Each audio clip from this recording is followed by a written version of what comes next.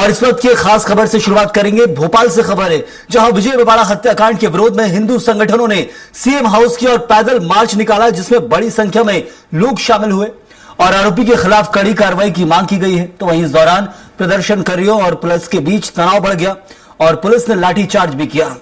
हत्याकांड के बाद पुलिस ने मुख्य आरोपी आसिफ का शॉर्ट एनकाउंटर किया है, जिसके बाद उसे घायल हालत में हमीदिया अस्पताल में भर्ती किया गया है, जहां उसका इलाज जारी है। तो आरोपी आसिफ का एनकाउंटर किया गया विजय मेवाड़ा हत्याकांड भोपाल में, जहां एक घटना घटी और चाकू मारकर विजय की हत्या कर दी गई थी। छोटा सा यह विवाद था, मामूली सा, और इस विवाद ने कैसे बड़ी वारदात का रूप ले लिया। फिलहाल आरोपी का एनकाउंटर किया गया है और ये तस्वीर आप देख रहे हैं, तस्वीर हिंदू संगठनों की है जो पैदल मार्च कर रहे थे, निकले हुए थे सीएम हाउस की ओर, लेकिन उनके ऊपर पुलिस लाठियां बरसाती हुई। तो वही आरोपी का शॉर्ट एनकाउंटर भोपाल के रातीबड़ इलाके में हुआ है। फिलहाल हमीदिया अस्पताल में भर्ती किया गया है और इस वक्त जो आप तस्वीरें देख रहे हैं,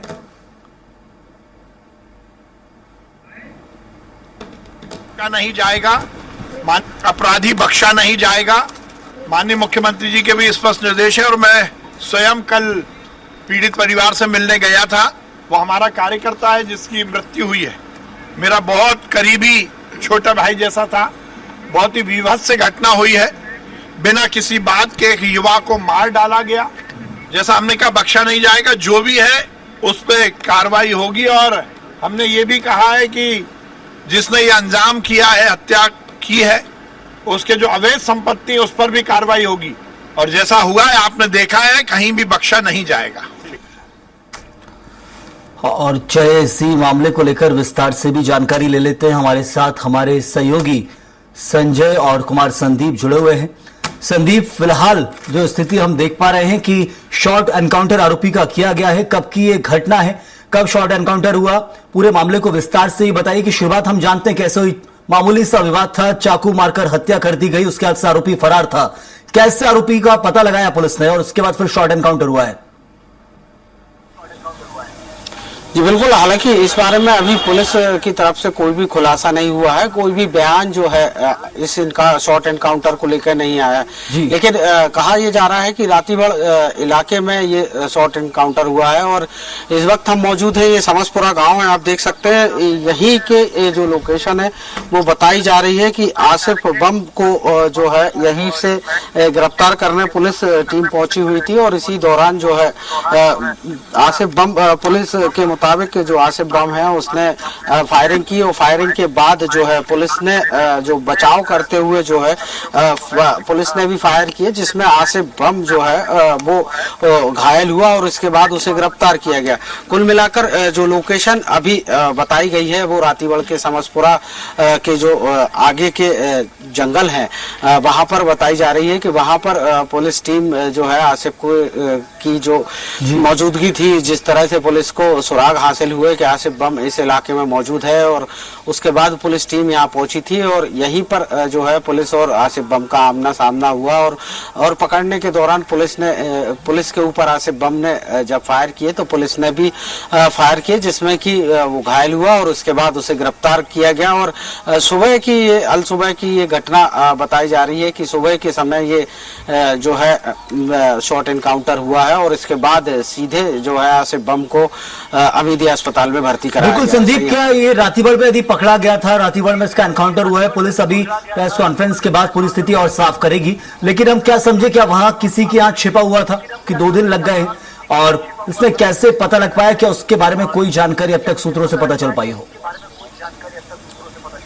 जी बिल्कुल, देखिए लगातार पुलिस की टीमें जब से ये बीते सोमवार को ये हत्याकांड हुआ था, जिस तरह से विजय मेवाड़ा की हत्या की गई थी, उसके बाद से पुलिस लगातार एक्टिव थी, पुलिस की टीमें एक्टिव थी। 2 आरोपियों को पहले ही गिरफ्तार कर लिया गया था, लेकिन जो मुख्य आरोपी है आसिफ बम, उसे गिरफ्तार करने में नाकाम जो है पुलिस रही थी और इसके चलते जो है लगातार पुलिस के सर्च ऑपरेशंस जारी थे और इन्हीं सर्च ऑपरेशंस के दौरान जो है वो पुलिस को पता चला। आप देख सकते हैं इस वक्त तो पुलिस भी जो है वो वहां पहुंच रही है और इसके बाद जो है जो पतासाजी है, फॉरेंसिक की टीमें हैं, वो भी यहाँ पर जो है लगातार मोबाइल फोरेंसिक वैन पहुंच रही हैं और अब से कुछ देर बाद जो है पूरी स्थिति जो है वो साफ हो जाएगी कि किस तरह से शॉर्ट एनकाउंटर हुआ और पुलिस क्या कहती है। संयम।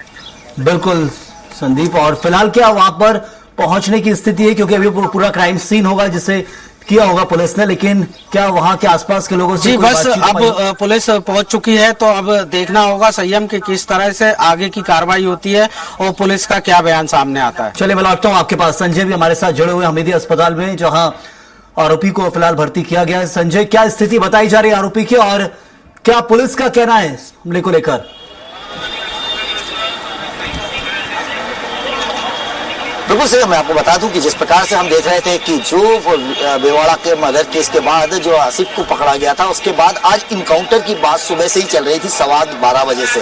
लेकिन अगर इसे इनकाउंटर ना कहा कि हम ये कहा जाए कि मुठभेड़, क्योंकि जो पुलिस आयुक्त है उनका साफ कहना है कि जब पुलिस की टीम इसे गिरफ्तार करने गई तो आसिफ ने भी पुलिस की टीम को देखकर फायर किया था, जिसके बाद पुलिस ने बचाव पक्ष में आकर फायर किया है, जिसकी एक गोली आसिफ को लगी है। तो हम कह सकते हैं मुठभेड़ है, जिसमें अगर कहा जाए तो मुठभेड़ के कारण ही आसिफ घायल हुआ। और घायल के बाद आप देखेंगे कि हमीदिया में अभी तक उसका ट्रीटमेंट चल रहा है। ट्रीटमेंट को उसको अभी तक यहाँ रखा गया है कि उसको लाया जाएगा। अब यहाँ से अगर देखा जाए तो आसिफ को जिस प्रकार से जो एक गोली लगने के बाद पुलिस आयुक्त ने भी कही है कि एक गोली अभी पुलिस उसको को लगी हुई है, क्योंकि अगर जब पुलिस इसको लगभग पकड़ने जा रही थी, पकड़ने पहुंची थी, तो उसके बाद इसके ऊपर जब कहा जाए तो जब इसको पकड़ने पहुंची तो इसने भी पुलिस के ऊपर फायर किया था। और फायर के कारण ही कह सकते हैं कि जो ये इनकाउंटर नहीं कह के इसे अगर हम कहा जाए कि मुठभेड़ अगर इसे कहा जाएगा तो कहीं दो राह नहीं, क्योंकि अगर आयुक्त जो है संजय कुमार साहब, उन्होंने यही कहा है कि पुलिस इसे गिरफ्तार करने पहुंची तो पुलिस को देखकर इसने फायर किया था, जिसके कारण पुलिस ने भी फायर किया और पुलिस की एक गोली से घायल हुआ है। अभी की बात की जाए तो अभी उसका ट्रीटमेंट चल रहा है, उसे भर्ती रखा गया है और अभी उसको बोतल चढ़ी हुई है और पुलिस के सारे आला अधिकारी यहाँ उपस्थित है कि किसी प्रकार का यहाँ पे भगदड़ ना हो या कोई आके असामाजिक यहाँ ना पहुंचे, उसको लेकर। वहीं देखा जाए तो जिस प्रकार से आसिफ बम की बात की जा रही है तो आसिफ बम के जो अन्य अपराध है उसको लेकर भी पुलिस अब जांच कर रही है। और इसके ऊपर जिस प्रकार बताया गया था कि आसिफ के ऊपर पूर्व में भी कई मामले दर्ज है और उसकी भी जांच की जाएगी। वहीं देखा जाए संयम, तो जिस प्रकार यहाँ देखने को मिल रहा है कि पुलिस के आला अधिकारी जब तक अभी डॉक्टर इसे छुट्टी नहीं देते आसिफ को, तब तक यहाँ पे वो तैनात है। और अभी भी जिस प्रकार जानकारी लग रही है कि अभी जब तक आसिफ को एक गोली छूटी हुई निकली है, लेकिन जरूर संजय, क्या स्थिति बताई जा रही, कब तक डिस्चार्ज किया जाएगा, क्या आज के दिन या कल के दिन, एक दो दिन? और दूसरी एक और जो महत्वपूर्ण चीज हमने देखा कि हिंदू संगठन इस वक्त भोपाल में आक्रोशित है, प्रदर्शन कर रहे हैं और पैदल मार्च लेकर निकले थे सीएम हाउस की ओर, लेकिन पुलिस ने वहां लाठीचार्ज कर दिया है। उसको लेकर भी आपके पास और क्या जानकारी है?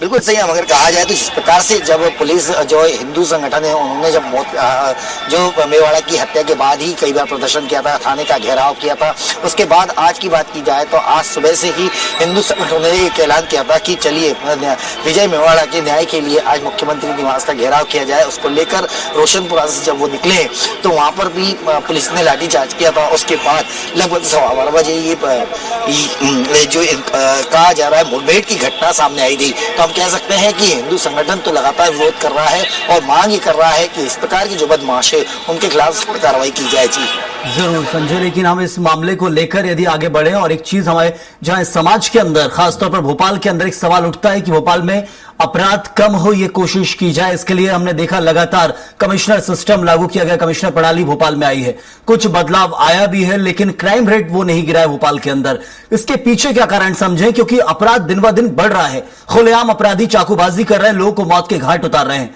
तो ऐसे में यदि घटनाओं में हमें कमी लाना है तो जरूरी कुछ ऐसा संदेश दिया जाए। क्या कुछ मामलों के निराकरण में बदलाव की बात की जाती है? जैसे यूपी में हमने देखा एनकाउंटर सिस्टम शुरू हुआ, बहुत एनकाउंटर हुए, लेकिन यहां शॉर्ट एनकाउंटर चल रहे हैं। अभी आपने भी कहा कि मुठभेड़ है, एनकाउंटर नाम इसे नहीं दिया जाना चाहिए, लेकिन बदलाव लाना है, क्राइम रेट गिराना है भोपाल का। क्या कुछ जरूरी चीजें अपनानी चाहिए पुलिस को?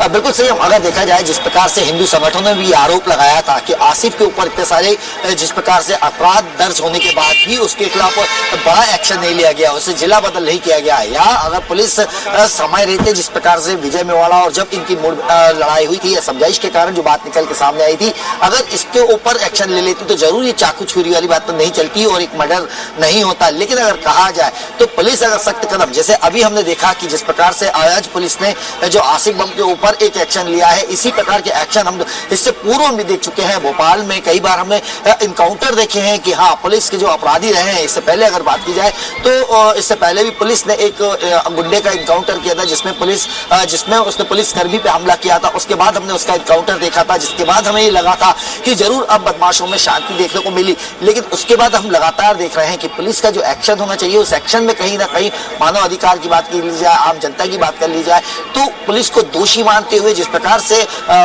मारपीट की बात की जाए तो सुप्रीम कोर्ट के आदेश, तो ऐसे कई मामले या ऐसे कई संगठन हैं जिन्होंने पुलिस के हाथ बांध रखे हैं, वो किसी प्रकार से अपराधियों तक पहुंच तो जाते हैं, लेकिन उनके साथ ये कह सकते हैं जिस प्रकार से सख्ती बरतनी चाहिए वो सख्ती नहीं बरतने के कारण ये स्थितियां हमें देखने को मिल रही है।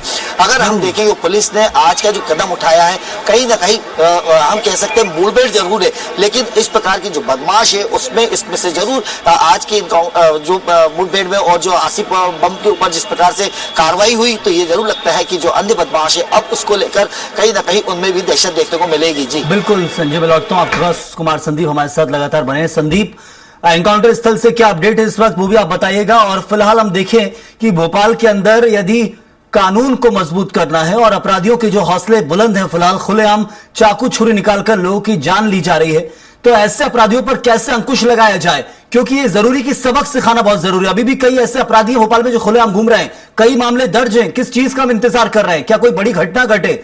जैसे इस आरोपी के ऊपर पहले से कई मामले दर्ज है लेकिन कार्रवाई नहीं हुई, और या फिर कार्रवाई हुई तो वो इतनी काफी नहीं थी कि इसके अपराधों पर अंकुश लगाया जाए। देखिए आज इतनी बड़ी घटना को अंजाम दे दिया, एक की जान ले लिए। कैसे बदले भोपाल में, और कानून व्यवस्था कितनी सुदृढ़ हो, कैसे अपराध मुक्त भोपाल हो, उसके लिए क्या कुछ जरूरी? बिल्कुल, देखिए संयम, अभी इधर से पुलिस गई है, इससे घटना स्थल थोड़ी सी दूरी पर है।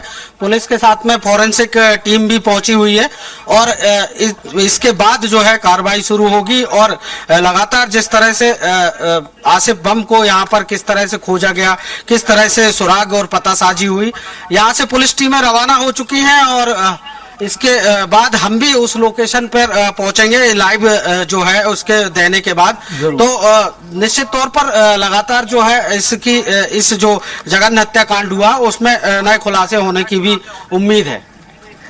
बिल्कुल संदीप, फिलहाल क्या बताया जा रहा है कि इस मामले को लेकर आगे पुलिस की तरफ से कोई अब तक बयान सामने आया है कि कब प्रेस कॉन्फ्रेंस कर विस्तार से जानकारी दी जाएगी?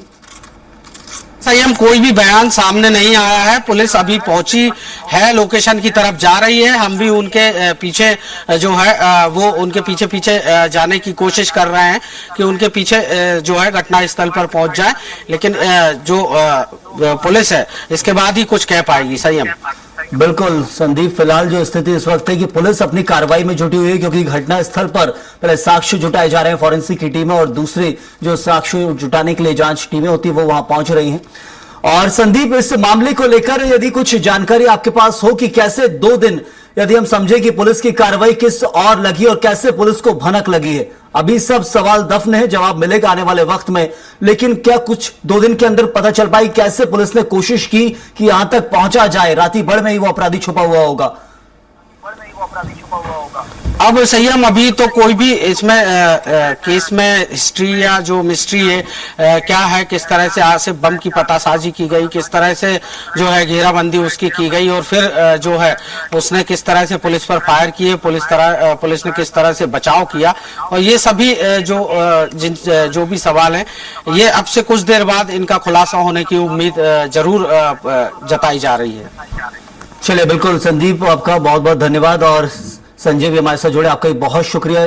फिलहाल इस खबर पर जानकारी देने के लिए तो इस वक्त पुलिस अपनी कार्रवाई में जुटी हुई है। एक तरफ मीडिया अस्पताल में आरोपी को भर्ती किया गया, वहां इलाज जारी है, तो दूसरी तरफ जहां मुठभेड़ हुई थी वहां पुलिस की टीम पहुंच रही है, जांच विभाग की टीमें पहुंच रही है, फॉरेंसिक की टीम है और साक्ष्य जुटाए जाएंगे और उस आधार पर पूरी आगे कार्रवाई की जाएगी। लेकिन एक बड़ी सफलता इसे आप कह सकते हैं कि 2 दिन से लगातार हिंदू संगठन भोपाल में सक्रिय थे, मांग कर रहे थे, नारेबाजी हो, प्रदर्शन हो,